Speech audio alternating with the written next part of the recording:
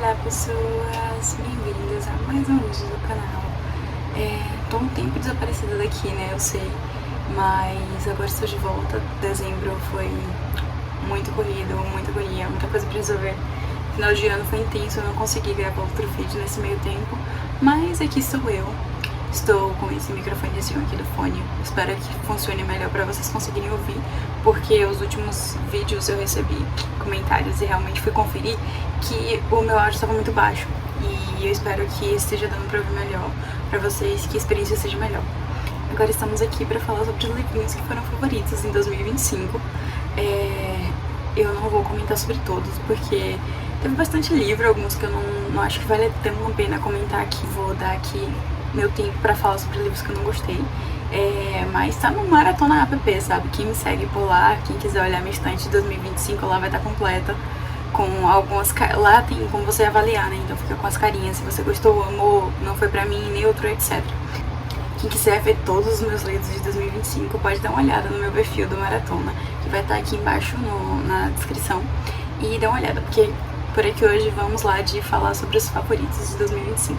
Eu vou falar por ordem de leitura. No início do ano eu li dois que eu queimei, mais ou menos.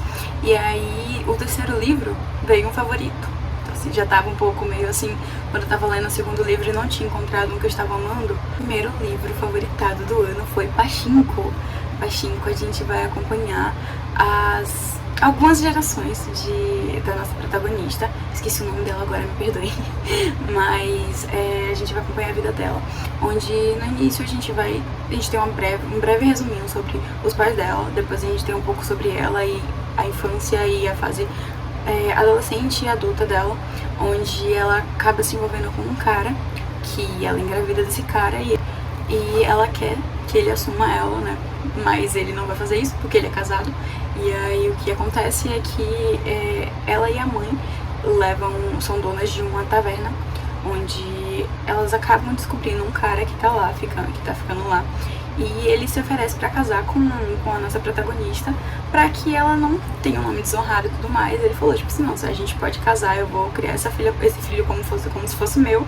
E é isso, a gente te leva. Agora você vai ter que ir embora daqui, né? Porque ele não ia morar ali, ele tava só de passagem pra ir pra o Japão. Porque era época de guerra. Quer dizer, era um pouco antes da guerra, mas já estavam caminhando pra guerra. Então a gente sabia que ia chegar lá. E ele leva ela pra fora da Coreia, ela se distancia da mãe dela. E aí, nisso, começa todo um processo da gente acompanhar ela no Japão. O Japão discriminando muito a galera da Coreia, né? Como aconteceu na época da guerra. E aí a gente vai acompanhando tudo que eles sofreram, tentando ter uma vida no Japão, uma vida bem indigna mesmo, porque eles não tinham oportunidade de bom trabalho, de moradia, era tudo muito terrível, muito precário pra galera da Coreia por lá. E aí a gente vai acompanhando isso, vai acompanhando a vida dela. Depois a gente acompanha um pouco da vida dos filhos dela, porque ela tem 2 filhos. E a gente vai acompanhar um pouco da vida de cada um. E depois dos filhos desses filhos dela. Então, assim, é um livro bem grandezinho. A gente vai acompanhar, tipo assim, foi uma leitura que eu li um pouco devagar, porque foi legal acompanhar. E quando eu terminei eu fiquei muito triste de não poder mais acompanhar a vida deles no geral, né? Porque a gente acaba pegando todo mundo ali e se apegando um pouco a todo mundo e querendo saber como é que vai ser a vida deles. Mas não dava pra fazer um livro que você vai acompanhando gerações e gerações, assim, nunca ia acabar. E aí a gente ia continuar com o livro eterno. Mas foi isso, eu li ele, eu amei. Foi muito intenso ter mais uma visão de como era o Japão em época de guerra. Porque eu já tinha acompanhado alguns outros livros que a gente tem visões, só que agora outros livros que eu já li já falaram sobre a visão sobre o pessoal chinês, sobre a época da guerra contra o Japão. Mas agora o Pachinko foi o primeiro que eu consumi que falava sobre a visão da Coreia. E foi muito interessante também, a galera sofreu bastante, é bem intenso, muitas cenas que, meu Deus do céu, teve uma cena específica que eu não sei, assim, quem leu eu acho que vai saber a cena que foi, quem não leu, não vou dar spoilers aqui, mas tem uma cena que eu precisei fechar o Kindle e fiquei tipo uns 30 minutos, tipo, puta que pariu, porque, meu Deus, muito intenso, muito intenso. Tudo que aconteceu no livro foi bastante intenso. Mas enfim, né, eu não vou me estender tanto aqui, porque senão o vídeo vai ficar com 1 hora de eu falando sobre os livros todos. Mas é isso, o terceiro livro que eu li no ano de 2025 foi Pachinko, e foi um favoritado que eu vou guardar muito no meu coração. Recomendo muito. Sei que não é uma leitura pra todo mundo, mas pra quem gosta de ficção histórica é uma coisa que eu recomendo muito.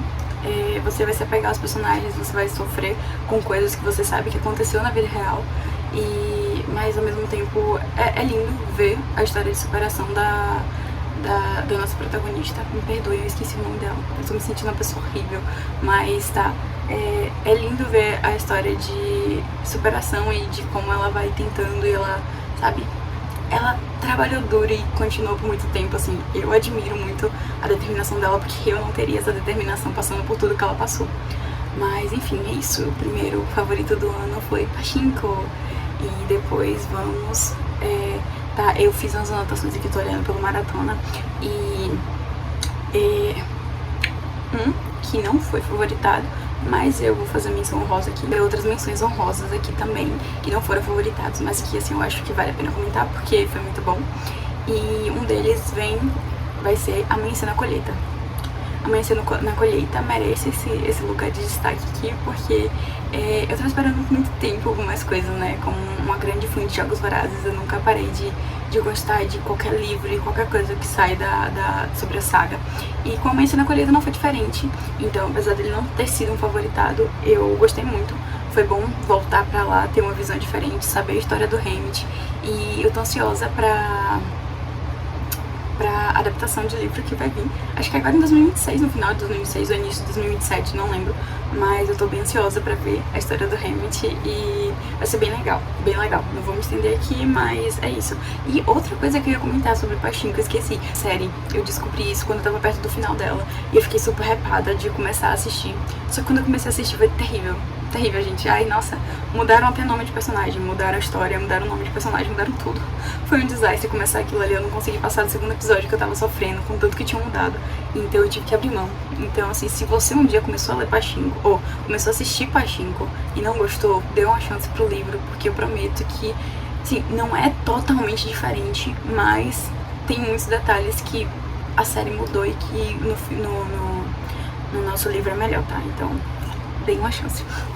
Tá, continuando aqui, outro favorito, que aqui nós vamos colocar 2 favoritos. Vou explicar. Vai entrar aqui agora a trilogia de Guerra da Papoula. Ai, foi algo assim. Acho que todos os anos que eu tiver alguma coisa, que eu for ler alguma coisa da Kwang, vai estar aqui nos livros de favoritos do ano, porque não tem como eu ler algo dessa mulher e não ficar obcecada. É isso, é isso. Essa é aqui a minha revelação. Eu sempre vou estar apaixonada por algum livro da Kwang.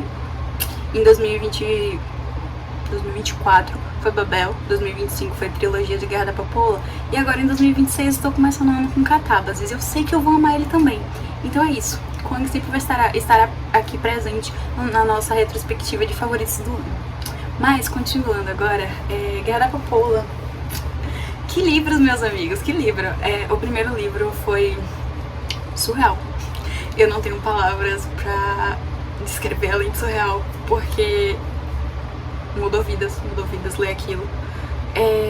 Foi um livro muito tenso, muito denso, muito tudo, sabe? Eu senti muitas coisas.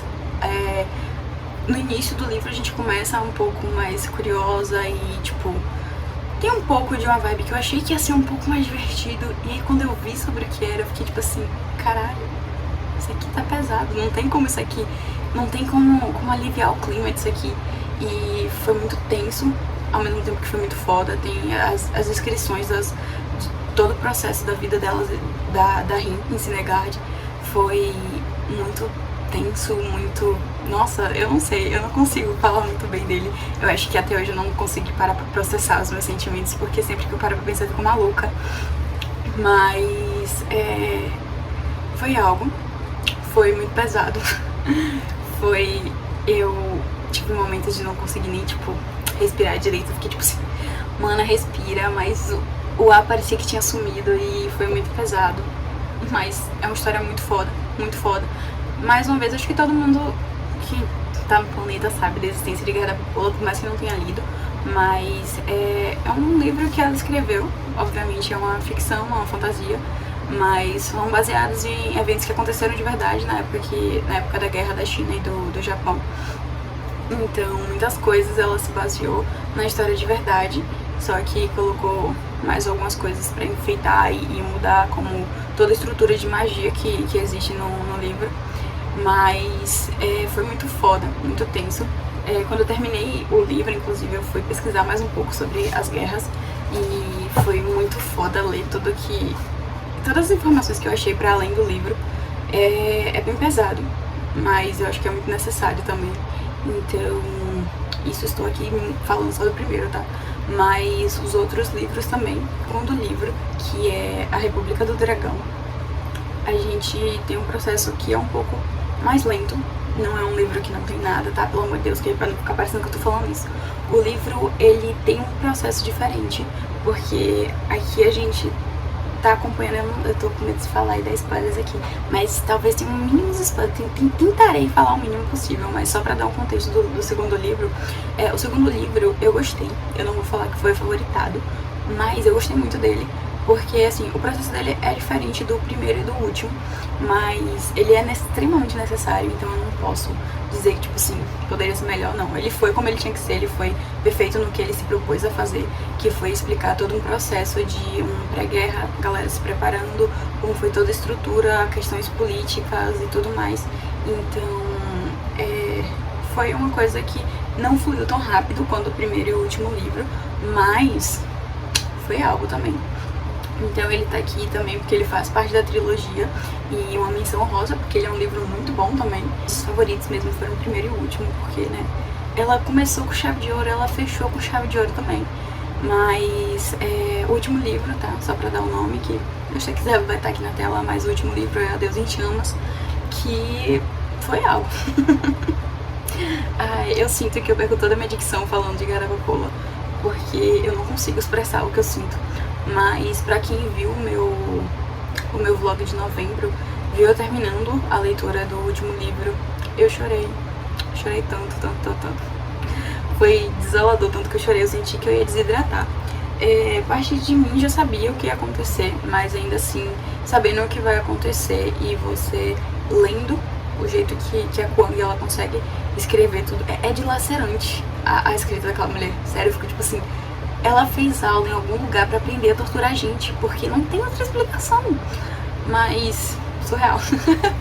Ai, dá vontade de chorar só de lembrar que, não vou pensar muito sobre isso, não vou me estender. Quem leu Guerra da Papoula sabe do que eu tô falando, sabe dos sentimentos que a Kwang consegue proporcionar, sabe da intensidade dessa história, e não tinha como ler este livro e ele não está aqui nos mencionados favoritos do ano. Então foi isso, a Kwang entregou tudo que ela tinha pra entregar. E eu ainda fico mais chocada porque ela escreveu esse livro nova. Foi literalmente os primeiros livros da gata. Eu fico tipo assim, como que ela fez isso? Mas assim, foi algo. Leia Guerra da Papoula, se vocês tiverem peito pra encarar muita coisa crua, triste, mas ao mesmo tempo história muito foda. Uma história que te faz pensar em coisas que não é sempre que você pensa. É uma história que te faz querer descobrir mais sobre a realidade em que a escritora baseou tudo aquilo. Então eu acho muito que vale a pena. Sei que algumas pessoas não gostam de livros pesados, de livros pra chorar e tudo mais, mas eu acho que algumas leituras são necessárias e seria muito necessário. E se você conseguir ler essa trilogia, eu sei que vai mudar sua vida, entendeu? Então, tente. O próximo livro, eu acredito que pode ser chamado de livro, porque ele é bem curtinho. Então, às vezes eu fico pensando se eu devo chamar ele de conto, mas eu acho que não, acho que é livro mesmo. E aqui a gente vai falar sobre a minha escritora favorita nacional, que é a Carnevale. E o livro dela, teve mais de um favoritos dela esse ano aqui. E um deles, que vai ser o primeiro agora a mencionar, é O Coração Mecânico de Ira. Sim, devo falar que esse foi o segundo dark romance que eu li na minha vida. E nisso eu vou me estender um pouco aqui, porque eu nunca tinha lido o Dark Romance. Aí eu li o primeiro livro, que eu li porque eu não sabia que era Dark Romance. E eu não gostei. Eu odiei, falei que coisa terrível, não vou nunca mais na minha vida ler nada do tipo. E aí eu me propus em 2025 a ler todos os livros da Carnevale. E eu não sabia que esse era um Dark Romance. Um Dark Monster Romance. E eu não sabia. Eu só baixei todos os livros dela quando eu tava com Kindle Unlimited e fui ler. Ela me surpreendeu. Ela conseguiu me fazer pensar em dar a segunda chance pra esse tipo de romance, porque ela escreveu tão bem. Ela escreve tão bem no geral, na verdade. Mas eu fiquei apaixonada pela história. É tudo tão bem escrito. O universo que ela criou, os personagens que ela criou, o jeito que tudo se liga e tudo se explica, a escrita dela, ai, nossa, eu fiquei apaixonada. Eu não achei que eu fosse me apaixonar. Eu acho que eu li em um dia, menos de um dia, algumas horas, porque eu fiquei fissurada, eu não conseguia parar de ler. Mas foi muito bom. Muito sei que não é uma leitura pra todo mundo, mas pra quem gosta do gênero, por favor, leia. Essa mulher escreve assim de um jeito tão bom, tão bom. Quem não conhece a escrita dela, dá uma chance, por favor, vocês não vão se arrepender. Qualquer coisa que vocês pegarem pra ler dela, vocês vão amar. Eu dou certeza. Ai, nossa, juro. Sim, eu sabia que a escrita ia ser boa porque era da Carnevale, mas eu não sabia sobre o que era o livro. Eu vi que era um livro bem curtinho e a atmosfera eu achei que não ia me pegar muito, mas me pegou. É muito bem criado o ambiente, os personagens, a história. E assim, se passa muito rápido, porque se passa em algumas horas. A gente tem algumas informações de alguns dias passados, mas acontece, se não me engano, em algumas horas o livro, pois são em alguns dias, mas é alguma coisa assim, um período muito curto. E ainda assim consegue te pegar muito. Pra quem gosta do gênero, assim, olhem na Amazon quando forem ler o tipo de leitura que é, porque assim, eu não tinha olhado.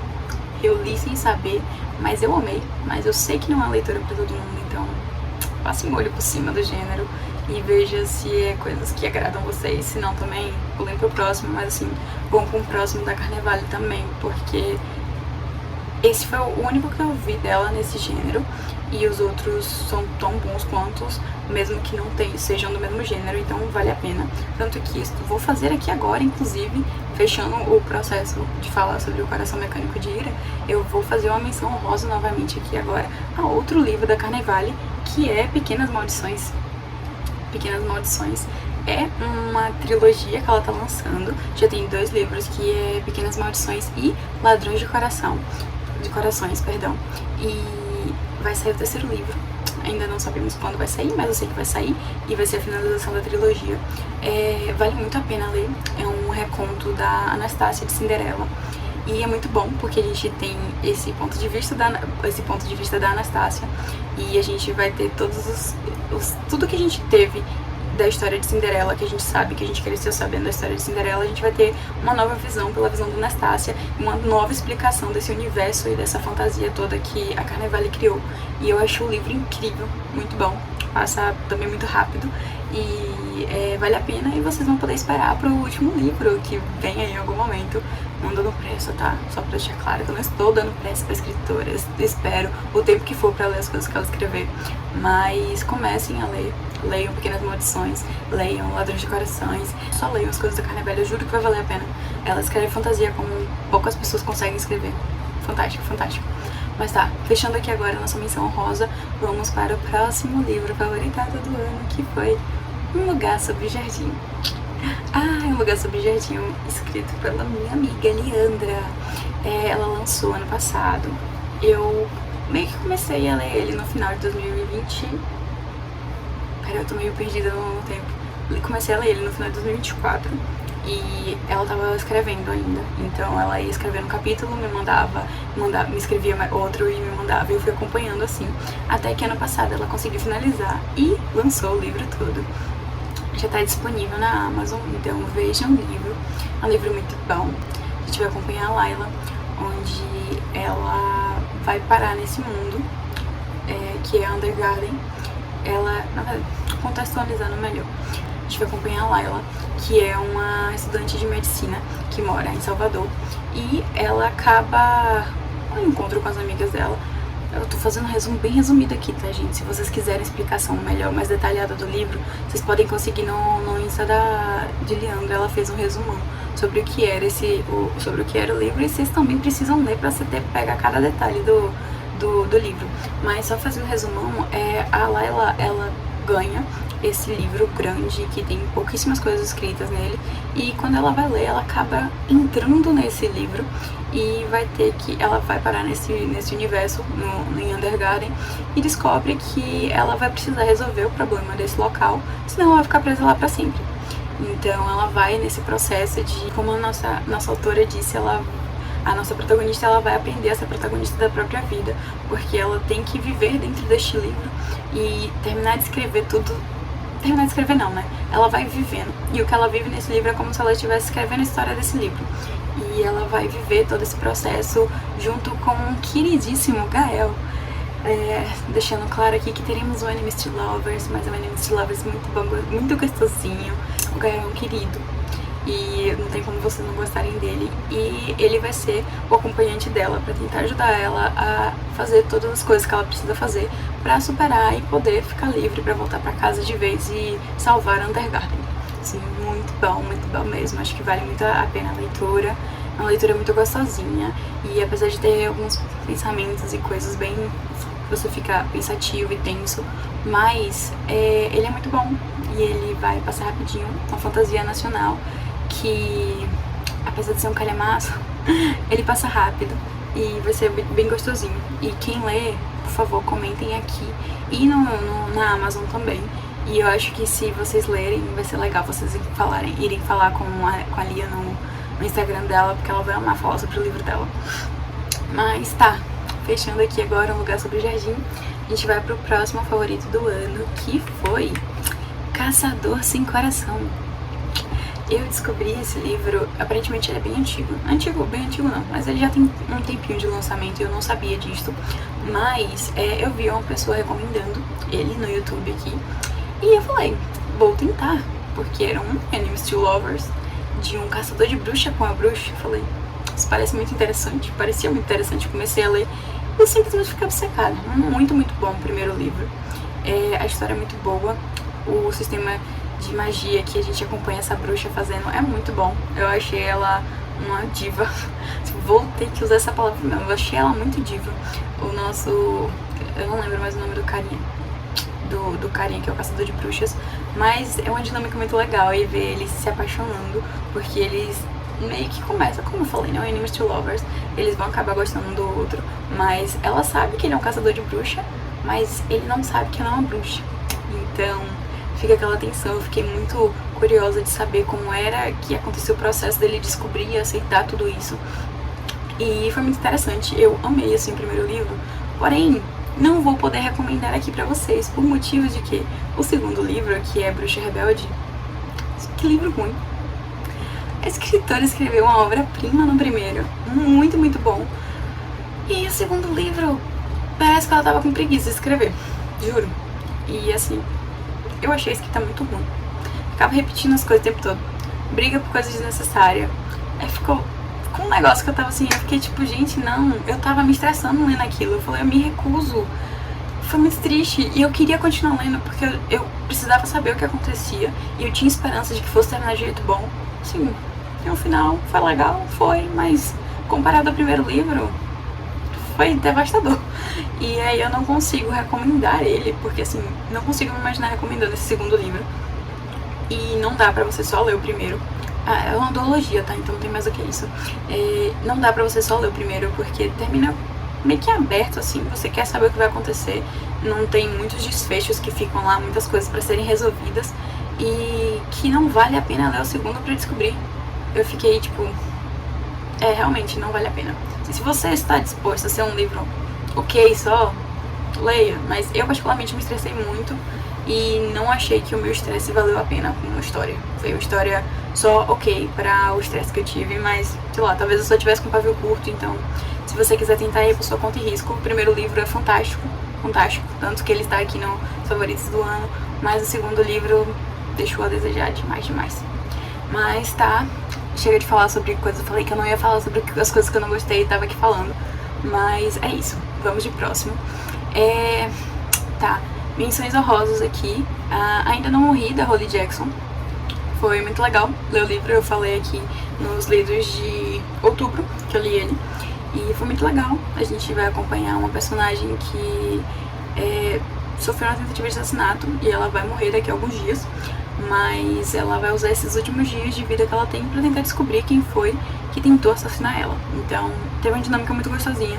Eu gosto como a Holly escreve, eu gosto como ela consegue escrever uma investigação, te dando várias pistas pra você tentar descobrir quem é, mas ao mesmo tempo você nunca descobre. E no final, ela consegue juntar todas as peças e te deixar sem nenhuma ponta solta. Então, assim, eu acho que vale muito, muito a pena ler ele pra quem gosta de mistério. Não é fantasia, tá? É só uma ficçãozinha, mas é muito bom. Outra menção honrosa aqui é Enterre Nossos Ossos à Meia-Noite. O que foi aquilo, né? Eu sei que vocês já estão aqui ouvindo coisas que vocês já viram, quer dizer, acredito eu que vocês já viram o videozinho de livros de outubro, mas, enfim, Enterre Nossos Ossos à Meia-Noite tá aqui. Não foi uma leitura muito diferente do que eu esperava, mas ao mesmo tempo foi muito legal. Eu gostei de estar imersa naquele universo de vampiras tóxicas e lésbicas. E foi legal, foi diferente das coisas que eu costumo ler. E a escrita da Schwepp, eu não sei se fala esse nome dela, é a escritora de A Vida Invisível de Adila Rue, que é um dos meus livros favoritos. E aí eu falei, vou ler Enterre Nossos Ossos à Meia-Noite pra ver o que é que vai vir, né? Veio uma coisa muito boa, é realmente quase como se fosse uma versão de Adila Rue, só que agora com lésbicas e vampiras. Mas foi muito interessante, eu gostei muito. Não chega nem aos pés, pra mim, não chega aos pés de Adila Rue, mas é uma escrita muito boa. Acho que vale a pena pra quem gostar de uma coisa mais tensa, meio assim, suspeita, porque elas são tóxicas. Sim, elas são tóxicas. Mas é interessante você acompanhar esses vários séculos delas e o que é que elas fizeram, como foi que elas chegaram nessa vida e tudo mais. Eu acho muito interessante, então acho que merecia esse local aqui de falar sobre ele. E por último,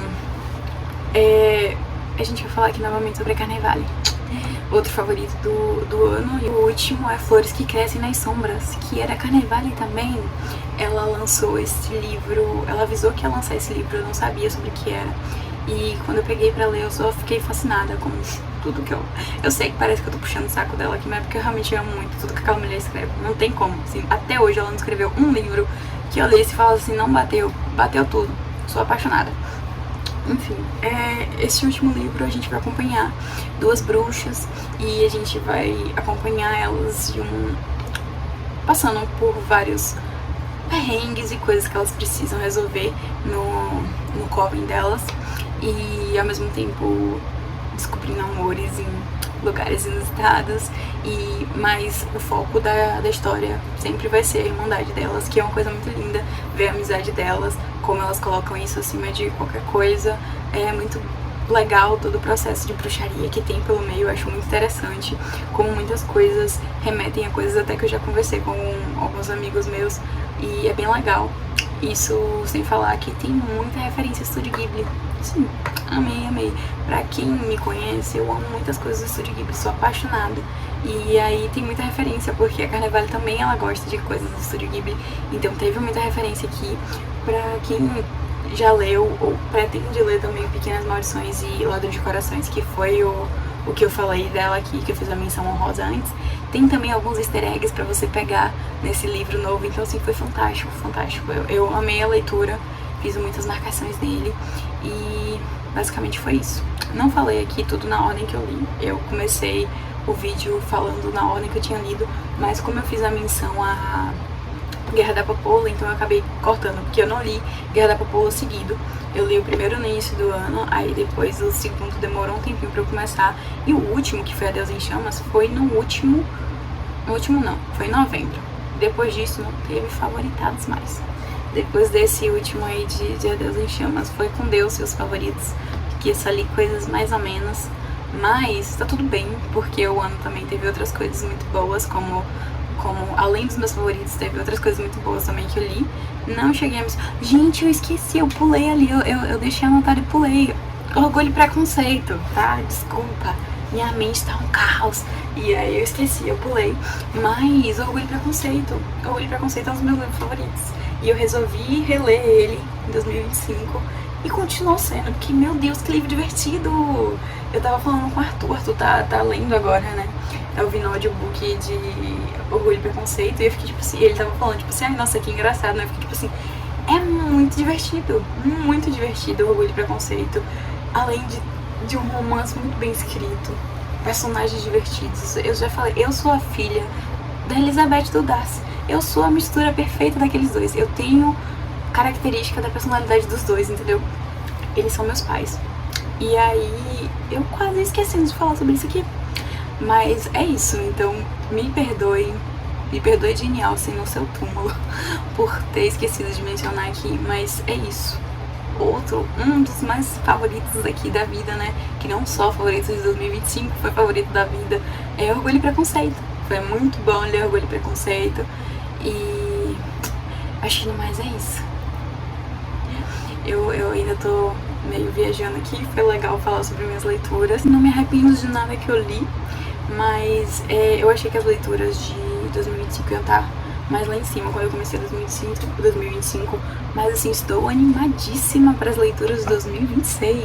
Nossa, vem muito aí, como eu falei, o primeiro do ano agora vai ser Catábases, já comecei a ler, eu tô em 12% mais ou menos, e eu tô bem ansiosa para terminar ele e pra ler tantas outras coisas que eu tô ansiosa pra ler.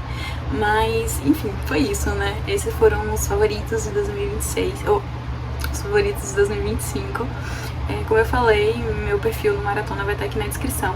Quem quiser dar uma olhada em todos os livros de 2025, o que eu não comentei aqui, fiquem à vontade para olhar meu perfil. E tem também lá estantes de 2024 e 2023. Quem quiser dar uma olhada e vir falar comigo sobre qualquer leitura, fiquem à vontade, assim. É um jeito fácil de você puxar papo fácil comigo e falar de livro. Então, assim, se quiser vir conversar sobre qualquer livro, fique à vontade. Se eu já li, eu vou amar conversar. Se eu não li e você quiser recomendar também, fique super à vontade. Estou sempre disposta a ouvir pessoas falando sobre histórias novas. E no mais foi isso, pessoas. Obrigada por acompanharem mais um vídeo. Perdão pela demora. Espero que esse vídeo esteja com áudio melhor do que os outros estiveram. E é isso. Obrigada por acompanharem. Espero que vocês gostem dos meus livrinhos de os favoritos de 2025. Quem já leu alguma coisa quiser comentar. Quem tiver outra opinião diferente, quem tiver coisa pra recomendar, fiquem à vontade. E falem também quais foram os livros favoritos de 2026 de vocês. Ou qual foi se não tiveram vários, qual foi o livro favorito de 2026 ou 2025. Minha mente tá confusa com essa mudança de tempo, perdão. Enfim, pessoas, é isso. Até mais, até o próximo vídeo. Eu tentarei não demorar tanto de gravar meus vídeos. Beijo, tchau, tchau.